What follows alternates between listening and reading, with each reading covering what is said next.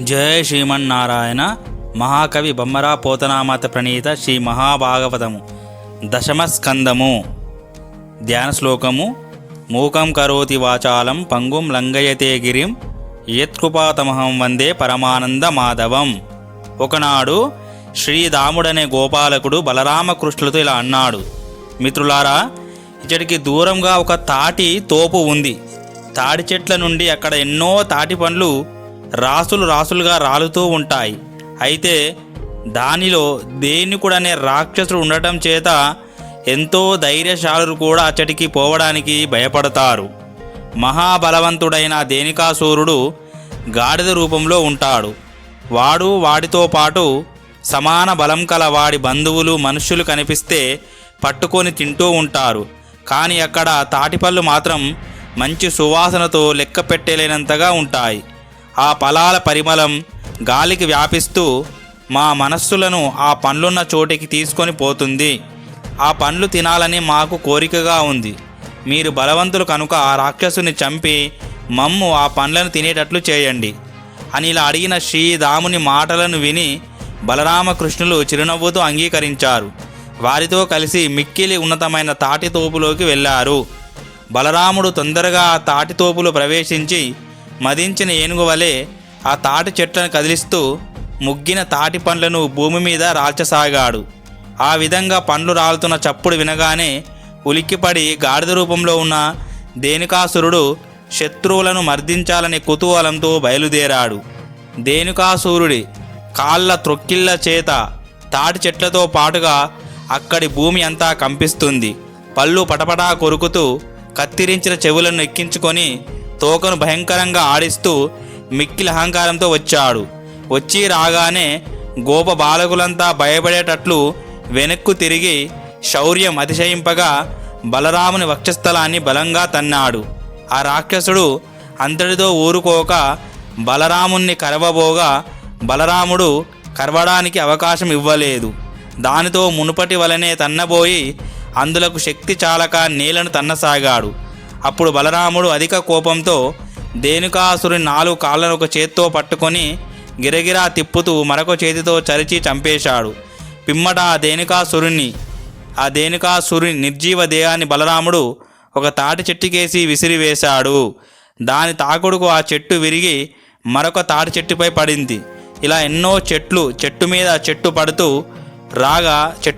పడుతూ రాగా ఆ తోపులోని చెట్లన్నీ గొప్ప గాలి తాకుడుకు విరిగినట్టుగా కూలాయి.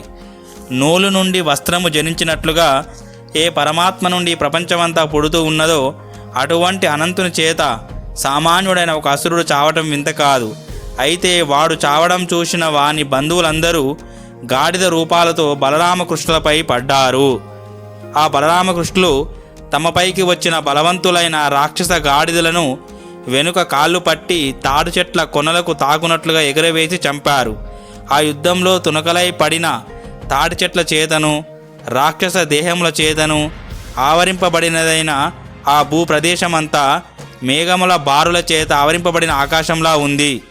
భక్తుల పాలిటి కామధేనువైన స్వామి ఉన్నందున ఆ దేనుకాసురుని వనంలో సంతోషంతో గొల్లపిల్లవాండ్రు తాటి పండ్లను భక్షించారు. ఆవులు కూడా ఆ వనంలోని పచ్చికలు కడుపు నిండా మేశాయి. ఆ సమయంలో దేవతలు పుష్పవృష్టి కురిపించారు. అంతటా కృష్ణుడు అన్నగారితోనూ గోప బాలులతోనూ గోవులతోనూ కలిసి గోకులానికి చేరుకున్నాడు. గోపకులంతా రామకృష్ణులను కీర్తించసాగారు. ఆ సమయాన కృష్ణుడు గోధూలు కమ్మిన తల వెంట్రుకల నెమలి పింఛాన్ని ధరించి ఉన్నాడు. చిరునవ్వుతో కూడిన చల్లని చూపులతో ముఖం ప్రకాశిస్తూ ఉన్నది. వాడని పువ్వుల దండలను ధరించి ఉన్నాడు. గొల్లవాండ్రందరూ కొనియాడుతూ ఉండగా పిల్లన గ్రోవి మనోహరంగా ఊదుతున్నాడు. ఇలాంటి శ్రీకృష్ణుణ్ణి నేత్ర ఆనందంగా వారంతా దర్శించారు. గోకులంలోని గోపికలంతా కృష్ణుని ముఖమనే కమలం నుండి వెలువడుతున్న మకరాందాన్ని తమ కళ్ళు అనే తుమ్మెదలతో గ్రోలుచున్నందున పగటివేళ ఆ కృష్ణుని వియోగాన్ని సహించగలుగుతున్నారు. ఈ విధంగా గోపస్త్రీలందరూ ఆదరంతో తమ్ము చూడగా వారిని చూసి సిగ్గును నవ్వును వినయాన్ని చూపిస్తూ లీలా క్రీడలలో నేర్పరి అయిన ఆ కృష్ణుడు వ్రేపల్లెలో ప్రవేశించాడు. అంతా రోహిణియు యశోదయు తమ కొడుకులైన బలరాముని యందును కృష్ణుని యందును పుత్ర వ్యామోహం అతిశయింపగా మనస్ఫూర్తిగా దీవించారు. ఆ బలరామకృష్ణులంతటా తమ తల్లుల చేత నలుగు మొదలైనవి పెట్టించుకొని స్నానం చేశారు. మంచి సువాసన గల పువ్వులు, పరిమళ ద్రవ్యములు చేర్చిన మంచి గంధమును అలంకరించుకున్నారు. చెలువ వస్త్రములు కట్టుకొని అన్ని రుచులతో కూడిన భోజనాన్ని తృప్తిగా ఆరగించారు. ఆ పైన మెత్తని పరుపుల మీద హాయిగా నిద్రించారు. శ్రీకృష్ణుడు కాళీయమర్దనము గావించుట. ఓ రాజా, ఒక రోజున బలరాముడు లేకుండా తక్కిన గోపకుమారులందరూ తన వెంట రాగా కృష్ణుడు ఆవులను తోలుకొని అడవిలోకి వెళ్ళాడు. ఆ అడవిలో ఆవులు, గోపకులు ఎండకు తాళలేక దప్పిక చేత యమునా నది మడుగులో నీరు తాగారు. ఆ నీరు విషంతో కూడినందున వారు ప్రాణాలు కోల్పోయారు.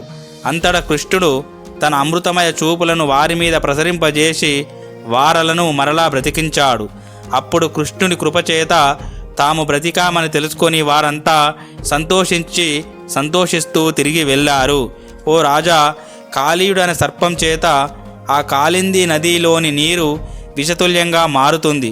అందువలన కాళింది నదీ జలం వంటి మేని రంగు కలిగిన కృష్ణుడు దానిని ఆ మడుగు నుండి వెళ్ళగొట్టాడు అని శుకుడు చెప్పగా, పరీక్షిత్ మహారాజు, ఓ మునివర్య, మిక్కిలి లోతుగల యమునా నది యొక్క మడుగులో ఉన్న ఆ పాము యొక్క మదమును ఏ ఉపాయం చేత కృష్ణుడు అణచాడు, ఎట్లా వెడలగొట్టాడు? ఆ పాము అక్కడ ఎందుకు ఉంది నాకు తెలియజేయవలసిందని అడుగుతూ, ఓ మహర్షి, నందును కొడుకై గోవులను కాచిన శ్రీకృష్ణమూర్తి యొక్క చరిత్రను అమృతోపమేయంగా వింటూ ఉంటే ఎటువంటి వారికైనా ఇంకా వినాలనిపిస్తుంది కదా అని అన్నాడు. అప్పుడు శుకమహర్షి ఇలా అన్నాడు, ఓ రాజా, యమునా నదిలో ఒక గొప్ప మడుగు ఉన్నది. అందులో కాళీయుడు అనే పాము చేరి ఎల్లప్పుడూ తన విషాగ్ని జ్వాలల చేత అందరి జలములను తప్పింపచేస్తూ ఉంటాడు. ఆ జలాల మీదుగా పక్షులు ఎగిరినా అవి అందులో పడి చచ్చిపోతాయి. ఆ మడుగులోని నీరు అలల మీద నుండి తుంపర్లతోడి గాలి సోకినా ఎట్టి జంతువైనా వెంటనే చచ్చిపోతుంది. అది గమనించి కృష్ణుడు అటువంటి మడుగును నిర్మల జలములు కలదానిగా చేయాలని సంకల్పించుకున్నాడు. సహజంగా నిర్మలమైన ప్రకృతిని కలుషితం చేయరాదనే కృష్ణుడు ఇందు మూలంగా తెలియజేస్తున్నాడు. ఇది నేటికి వర్తిస్తుంది. ఆ మడుగు ఒడ్డునే ఒక కడిమి చెట్టు ఉన్నది. దాని పూర్వజన్మ భాగ్యం చేత కృష్ణుని పాదములు సోకుటకై యోగ్యమైనదై పెద్ద పెద్ద కొమ్మలను కలిగి ఉంది. ఆ చెట్టు దాని మీదకి ఎక్కాడు కృష్ణుడు. గోపాల కృష్ణుడు నడుమికి ఉన్న వస్త్రాన్ని గట్టిగా బిగించి కట్టుకున్నాడు. నెమలి పింఛముతో ఉన్న తల వెంట్రుకలను ముడి వేసుకున్నాడు. భుజాలు చరుస్తూ 2 పాదములు ఒక దగ్గరకు చేర్చి దిక్కుల యందు ప్రతిధ్వనులు కలిగేటట్లు ఆ మడుగులోనికి దూకాడు. దానితో ఆ మడుగు నుండి పెద్ద శబ్దం అన్ని దిక్కులలో ప్రతిధ్వనించింది. గొప్పదైన ప్రతాపంతో ఒక్కసారిగా ఆ గోపబాలుడు ఆ మడుగులోనికి దూకేసరికి ఆ వేగానికి విషతుల్యమైన నీరు వికట నృత్యం చేస్తున్నట్లుగా పైకి పొంగింది. దానితో ఎటు చూసినా కుతకుతమని కనిపిస్తూ నీటి బుడగలు బయలుదేరాయి. సముద్ర మధ్యంలో అలవోకగా వివరిస్తూ ఇదే సామర్థ్యాన్ని గతంలో మత్స్యావతారంతో పొంది ఉన్నవాడే కనుక కాళీయునికి రోషం కలిగేలా తన చేతులతో నీటిని అల్లకల్లోలం చేస్తూ ఈదసాగాడు కృష్ణుడు. ఆ దృశ్యం చూడశక్యం కానిదిగా ఉంది. దానితో ఆ మడుగులో ఉన్న కాళీయుని హృదయంలో జ్వాలలు చెలరేగసాగాయి. ఆ కాళీయుడు ఇలా అనుకుంటున్నాడు, వీడు ఒంటరివాడు, పైగా బాలుడు. ఇట్టివాడు నా మడుగుని కల్లోలం చేస్తూ పెద్ద పెద్ద అలలు కలుగునట్లుగా చరిస్తున్నాడు. వీడికి లోపల నేను ఉన్నట్లు తెలవనట్లుగా ఉంది. సహింపరానిదై మండే నా విషము చేత వీనిని భస్మం చేసి లోకంలోని వారందరికీ నా ప్రతాపం తెలిసేలా చేస్తాను. ఈ విధంగా మనస్సులో అనుకొని విజృంభించాడు కాళీయుడు. తన సైన్యంతో కూడి చెలరేగి భయంకరమైన విషాగ్ని జ్వాలల కాంతులు సర్వత్రా వ్యాపించగా వేగంగా కదిలాడు. ఆ వేగంతో నీలమేఘ వర్ణుడు, నీటిలో విహరించువాడు, ఏమాత్రం భయము వణుకు లేనివాడు, మిక్కిలి గాంభీర్యం కలవాడు, ధైర్యవంతుడు, వీరుడైన గోపాలకృష్ణుణ్ణి వడిగా కాటువేశాడు. అట్లు కరచిన కాళీయుడు అంతటితో ఊరుకోలేదు. తాను కరిచిన భయపడకుండా ఉన్న కృష్ణుని చూసి తనలోని విషాగ్ని జ్వాలలు ప్రకాశింపగా పరాక్రమంతో తన నిడుపాటి దేహం చేత అతని దేహాన్ని చుట్టివేశాడు. ఈ ప్రకారం పాము దేహం చేత చుట్టుకోబడిన వాడైన కృష్ణుడు చేష్టలు లేని వాడిలా కనిపించాడు. ఆ స్థితిలో తమ ప్రాణ స్నేహితుని చూసి ఆయన మహిమలు తెలుసుకోలేక గోపబాలురు మిక్కిలి భయపడ్డారు. తమ సర్వస్వాన్ని ఆ కృష్ణునికి సమర్పించిన వారు కనుక ఆ స్వామిని అలా చూడలేకపోయారు. ఓం శాంతి శాంతి శాంతి. హరి ఓం తత్సత్. సర్వం శ్రీరామకృష్ణార్పణమస్తు. తర్వాత వచ్చే ఘట్టం చాలా అద్భుతంగా రమణీయంగా ఉంటుంది.